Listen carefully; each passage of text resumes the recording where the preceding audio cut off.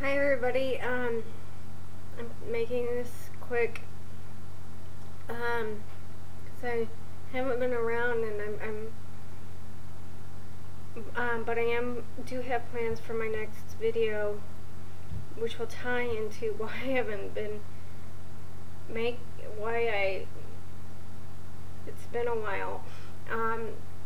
And it's like this long drawn out story. Really, I'm just gonna go like event to event. Alright, I'm just using my computer camera here real quick for this. But but I'm gonna make a more different video to tie it in with something relating to bipolar. I was at the gas station. I saw this sick stray, very little, skinny, sickly kitten. I wanted to take it home and nurse it back to health. And the kitten went crazy in my hands, bit my fingers, 3 fingers. I got bites. 2 days later, my fingers swelled up almost immediately. 2 days later, they weren't better, which was a Friday. So that Friday, I call the doctor to go to the doctor, and they say, well, we can't get you in, but you need to go to the emergency room, because you can't let that go all weekend. So I go to the emergency room, and I'm thinking I'm just going to get some antibiotics for my swollen red fingers. Oh my gosh, and 2 different antibiotics, tetanus shot, rabies shots, and I'm telling you right now, they are miserable. It's like having the flu. It's gonna be like having the flu for like a few weeks, because you get the initial massive 2 different rabies things, and then one this day, and then this day, and this day, and I have 3 more to go. And the antibiotics give me diarrhea, and the rabies shots gave me nausea and vomiting, and I got dehydrated, but realized it, but wasn't doing anything about it because my brain was affected and I was just acting goofy. Like, I kept thinking, going, gosh, my urine's almost brown, I should probably be drinking more, but I was just so tired. Everything kept going down to, I just need to take a nap and then I'll feel better,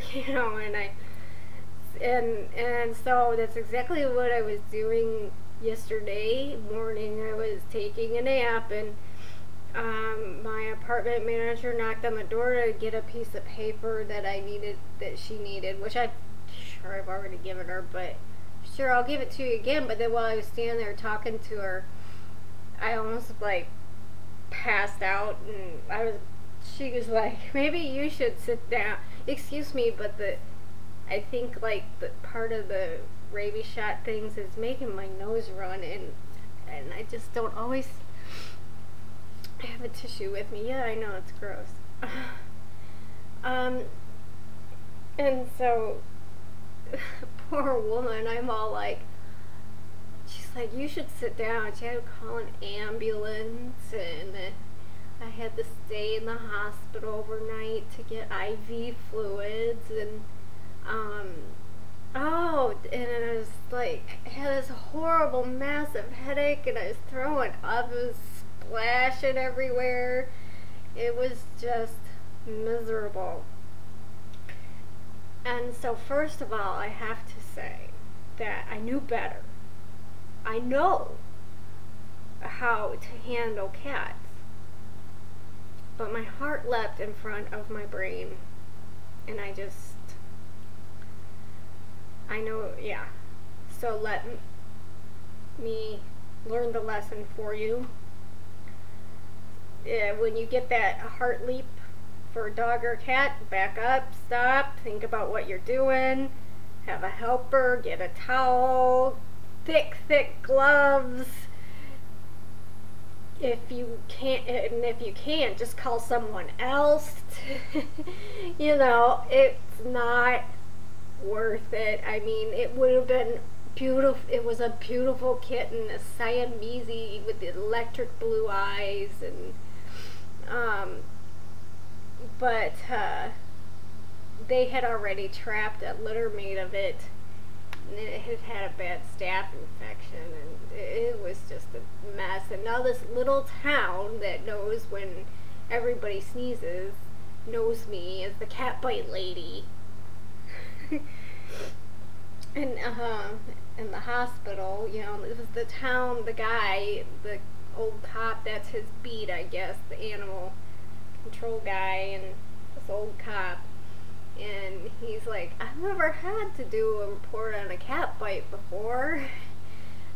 I'm like, oh yeah, this is lovely, I just need to go home. But it's just like having the flu, getting the rabies shots. It's like, you think you feel a lot better in the day, and then evening comes around and you're starting to say, oh, maybe I don't feel so good.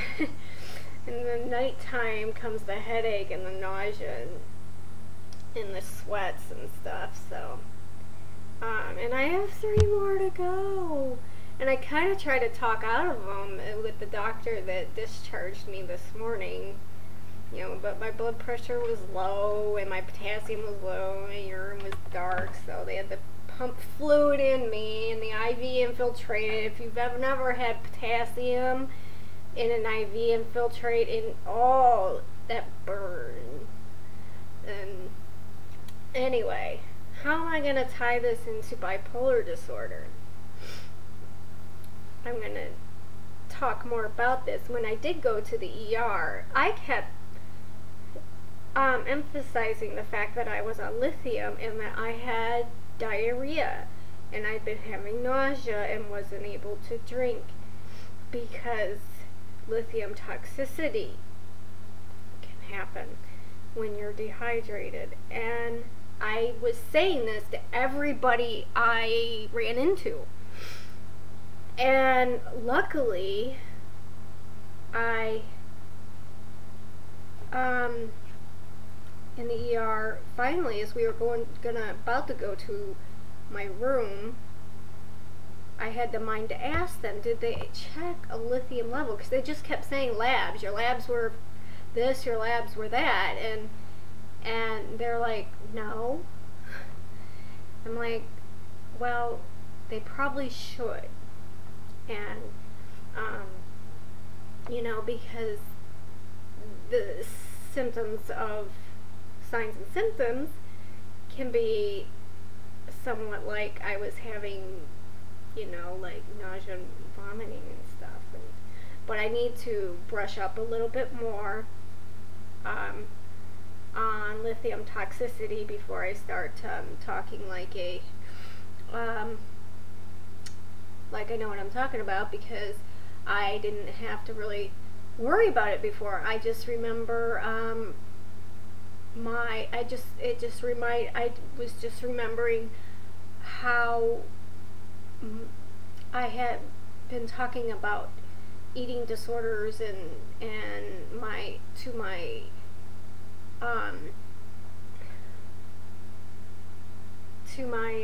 psychiatrist, and walking a lot, and how it's hot in the summer and I do a lot of walking, and she's like, well, you know, you make sure you keep hydrated because you're on lithium, it could be dangerous, blah blah blah.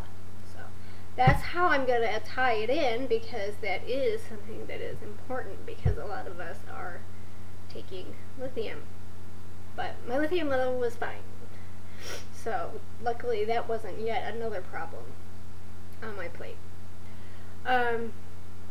Anyway, I'm hoping, I don't know when this video is going to be, because I'm going to have to aim it towards a time when I'm feeling okay,